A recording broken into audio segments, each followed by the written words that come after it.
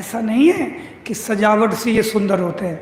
हे सखी, सजावट ही इनसे सुंदर होती है। सहज सुंदर सावर। श्री रसखान जी तो कहते हैं धूल भरे अति सोहत श्यामजू।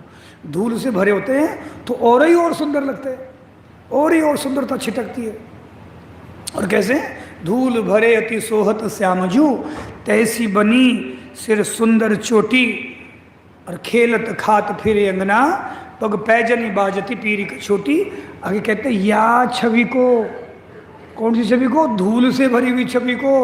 धूले धूल, टाबर धूल में होता तो कैसे लगता है? भूत जैसा लगता है। पर श्याम सुंदर कैसे लगते हैं?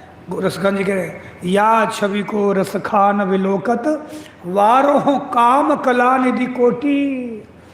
करोड़ों काम देवों की कलो को बलिहार दो मैं, ऐसे सुंदर लगते हैं भगवान। अबाध सुंदरता उनकी, किसी बार की चीज़ से छिपती नहीं है। बल्कि जो चीज़, मैं यहाँ एक और अर्थ लेता हूँ कि जो चीज़ भगवान से जुड़ जाएगी वो धूली क्यों नहीं हो, वो भी श्रृंगार, वो सुंदर हो जाती है। आपकी वाणी जुड़ गई, आपकी आंखें जुड़ गई, आपके कान जुड़ गए, आपके हाथ जुड़ गए, पैर जुड़ गए, मन जुड़ गया, शरीर जुड़ गया।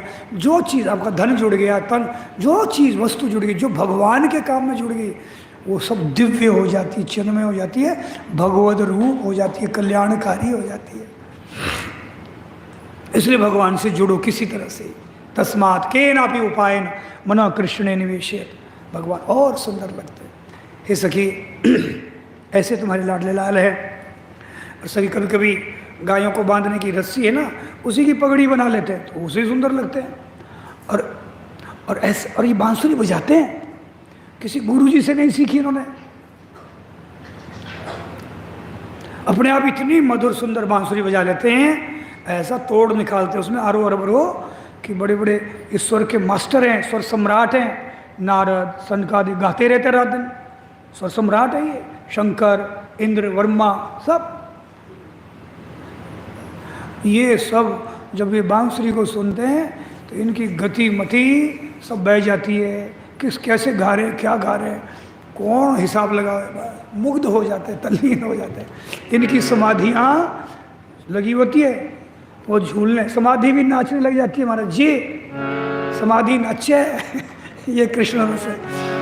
एक कवि का भाव है, ध्यान छूट्यो ब्रह्मा को, नारद की वीणा छूट गई, शंभु की समाधि टूटी, पार्वती रूठ गई।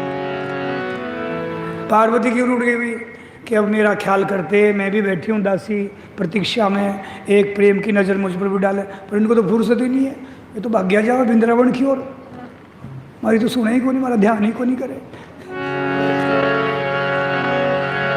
शंभु की समाधि टूटी, पार्वती रूठ गई, गोपी बन नाचे गावे, शिव चंद्र भाल है, ऐश्वरी रसीलो मैया तेरो नंदलाल है। बांसुरी बजावे चले टेढ़ी टेढ़ी चाल है, ऐश्वरी रंगीलो मैया तेरो नंदलाल है। बांसुरी की धुन तीनों लोकन में छा गई, देव नर नाग ऋषि मुनि मन भा गई। रुक्यो जमुना को जल, चंदा भूल्यो चाल है, ऐश्वरी रसीलो मैया तेरो नंदलाल है, ऐश्वरी रंगीलो मैया तेरो गो। और आगे एक बड़ी सुंदर रसमयी पंक्ति है, कुंजन में ठाड़ोरी, ठाड़ो मारवाड़ी में क्या उबो, अंग्रेजी में क्या स्टैंडिंग, खड़े हैं, तो ब्रजभाषा।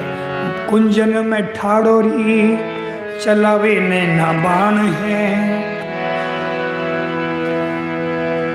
तिरछी नजरिया पे मंद मुस्कान है, हंसी हंसी छवि को बिछावे प्रेम जाल है, ऐश्वरी रसीलो मैया तेरो नंदलाल है, ऐश्वरी रंगीलो मैया तेरो गोपाल है। बांसुरी बजावे चले टेढ़ी टेढ़ी चाल है, ऐश्वरी रंगीलो मैया तेरो नंदलाल। हे सखी, आपस में गोपियाँ, अब देखिए ऐसा कोई कायदा नहीं कि एक ही वक्ता का ठेका है वही बोलेगी। बस जिसके लहरें उठ रही है फिर वो बोलने लग जाती है। अब दूसरी सखी कहती है बस ऐसी बैठी हुआ कोई ऊंचा, ऐसा कोई ऊंची ऊंची टांग नहीं रखी कोई गोपी को, ये फालतू तरह ऊंचा टांग देते महाराज जी, मानते नहीं है। मैंने कहा एक स्टेज है, एक पटा लगा दो। अब देखो कितनी गर्दन आपकी, इतनी तकलीफ होती है इसी देखने में, इतने से काम चल जाता है। तो ऊंचा टांग दे, स्वामी जी कहते हमारे को ऊंचा टांग दिया, अब क्या करें बताओ। इतना ऊंचा भी नहीं करना चाहिए। तो बात है आगे, तो सखी आपस में की सखी मतलब इस तरह से गोपियाँ, कोई वहाँ कोई श्रोता वक्ता का भेद नहीं है, क्योंकि ऊंचे आसन में बैठे वो कोई प्रवचन कर रही है, ये बिल्कुल नेचुरल चीज़ है, बिल्कुल बैठी है चर्चा करती है आपस में, बस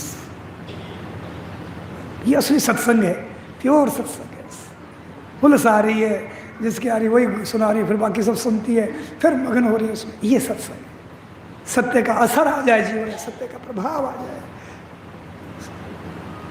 सत्य की स्मृति जाग जाए, सत्य की व्याकुलता जाग जाए। शरणानंद जी